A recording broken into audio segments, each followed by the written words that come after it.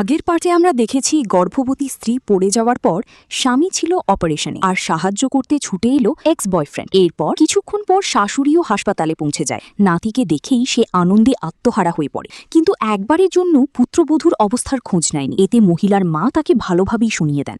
ঠিক তখনই সার্জারি শেষ করে স্বামীও সেখানে পৌঁছে যায়। ছেলে হওয়ার খবর শুনে সে আনন্দে ভরে ওঠে এবং সরাসরি স্ত্রীর কক্ষে চলে যায়। কথাবার্তার সময় মহিলার মা জানান, যদি শপিং মলে ঘোষণা না করা হতো তাহলে তারা মেয়ের হাসপাতালে থাকার খবরই পেতেন না।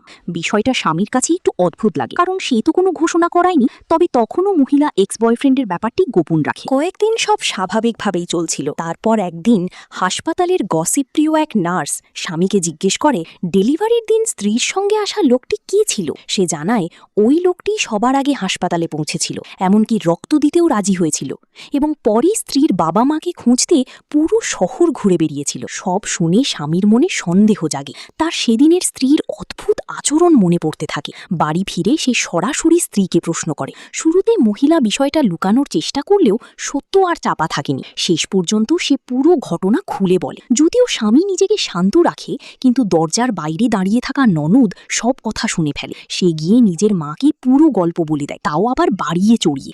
এবার শাশুড়ির মনে শিশুটিকে নিয়ে সন্দেহ জন্মায়। তার মনে হতে থাকে এই সন্তান হয়তো তার ছেলের নয়। সত্য জানার জন্য সে এক চক্রান্ত করে।